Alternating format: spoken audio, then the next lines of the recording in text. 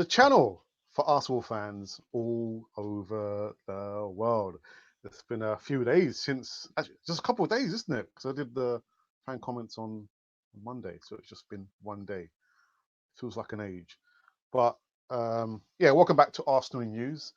And this rather belated piece of news, it is not breaking news. I've seen some other YouTubers already rolling out their thoughts on this piece of news. And this news is in regards to the owner, no, the owner's son, Josh Kroenke. And this news I took out actually from the BBC website, and it says that Josh Kroenke had actually revealed why and how they decided they want to go forward and improve the squad at Arsenal, which I found very, very interesting.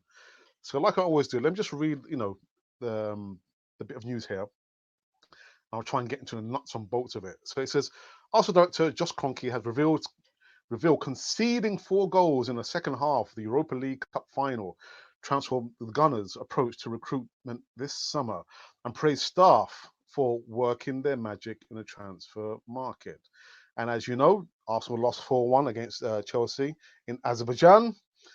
It was our first real opportunity to get some silverware for more than 25 years in Europe. And unfortunately, we fell at the last hurdle. As the second half of the match unfolded, he went on, understanding the position we were in and some of the targets as we head into the summer from a transfer standpoint, we had to rethink some of our strategy based on the last 45 minutes, said Kroenke. We knew we wouldn't have Champions League football, and that's what those type of talents are after. My main message to Vinay and Raul coming back from Baku on the plane and then throughout the meetings all day. The following day with them and Unai was let's be aggressive and find out what's possible. These guys went out into the marketplace and through their contacts and our fantastic new team behind the scenes, we were able to find some talented players who are really excited about playing for Arsenal. I'm not going to bore you with the other bits and pieces there. So it took the defeat at the hands of Chelsea in the Europa League Cup final for them to actually wake up and see what we've been crying out for the last few years. Is that what literally broke the camel's back? That last 45 minutes there. Shame on you, the Kroenkes. Shame on you. We've been crying out for an age for you guys to do something in the transfer windows. An age. And 45 minutes against Chelsea in the Europa League Cup final kind of woke up your eyes. Well, they do say it's like better late than never, isn't it? But yeah, I'm really, I mean, I read it and again, I saw all the other my fellow YouTubers giving out their opinions out there. But when you've got owners who should really know better that we have had not a dead squad, but a squad that's been crying out to be, upgraded and improved for a while now. For a while. And I've said on more than one occasion that with this group of players, Unai Emery has worked wonders. I'm not sure any other manager could have eked out more from the squad last year that Unai Emery had there. So he optimized, he did the best that he could do. But if you're telling me it's that 45 minutes that was the cookie cutter for you guys to finally wake up. Nah, my goodness, we've got to do better. I know he goes on to say literally, they're going to be more proactive rather than reactive, but we've got to learn from this. We're never ever going to see the likes of Arsene Wenger again. 22 years in one job, literally having his fingers in so many pies. We're not ever going to see that. I don't think I'm going to see that in my lifetime again. It does make sense if you decentralize, duties to different people. That's one thing. But the recruitment at Arsenal was terrible. The transfer dealings was terrible. Bringing in players, getting rid of players has been terrible. But yeah, I think someone's just calling and say, "Oh, Alex, pipe it down." Yeah, someone's saying, cool it down. Yeah, I'll try and cool it down. Just a little bit. It just when I read it, and the news actually came courtesy, I have to say, from Richard from Arsenal TV. He did say to me, why don't I stick this on Arsenal in news, the segments that I like to try and do, little bits and pieces. And it took me a while just to read through the information, just kind of pipe it down a little bit. But I'm still annoyed that the fact that they're saying that it was that issue there, that situation there, that kind of woke them up. And he does go on to say, I think we have had a strong summer. Yes, they have. We're just certain areas on the pitch for this season and in the years ahead. We had certain age profiles that we were after. Without Champions League football, we weren't exactly sure. But I encouraged our football operations department to be aggressive. And when Arsenal Football Club knocks on a player's door, it's a different knock. I've heard that somewhere before. But yeah, it's just, I don't know. It is what it is now, and we appear to be making the right steps and the right sounds now. We've got an upgrade on the squad now, and I just hope this will serve as an example as to what we need to do in the future. Let's not always be content with what we have. Let's try and always try and develop and improve the squad. The squad has to evolve. It has to revolve, around a small base of players, experienced players, before you can ship them out. There has to be, embedding, or season in there. So I'm not saying get rid of all the experienced players, but when we've gone to this point where, we've seen, so much pap at Arsenal, the fan base, it's like, I know we have to get behind, the club and the team and the coach, but no, the board have a lot to answer to, and I hope just Kroenke will stick to his word that they're not going to be reactive. They're going to be proactive. They're going to be going out there, looking out and trying to scout out the best talent possible. But yeah, I've got it off my chest now. I'm very sorry about that. Right, so I've got Richard from Arsenal TV says, "Good afternoon, brother." Hey, good afternoon, Richard. Hope you're well. And if you're passing by, make sure you subscribe to KRONKE TV. Thank you very much. And also make sure you go over, subscribe to Richard's channel as well, Arsenal. I'm sure he will probably pin the link to his channel somewhere in the comments box. What else is there? I think that is it. It's just a little rant there. I'm sorry, guys. Later on today, there's going to be the Voice of Reason at 7 p.m. with my brother Raz. Getting off again. He had a lot of stuff from his chest. I've seen the little snippets there, so make sure you tune at 7 p.m. for the Voice of Reason. And the other segment on a Friday, which is it's going to be another bite size. I'm hoping it's going to be a different face, a new face. Just try and see if the person is going to be receptive to come on to KRONKE TV. What else is there? There's nothing else to say, is there really? I think that's it. So yeah, so the KRONKE Files, man. You know what?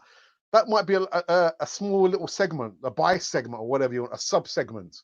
Yeah, the KRONKE Files, man. We'll keep an eye on them. Like I say, they have to be held accountable. Yeah, because again, without the fans, there really can't be an Arsenal. Like KRONKE, there cannot be a KRONKE TV. There's no subscribers or anyone who comes by and view the channel. So these guys have to remember that they are accountable to the fans.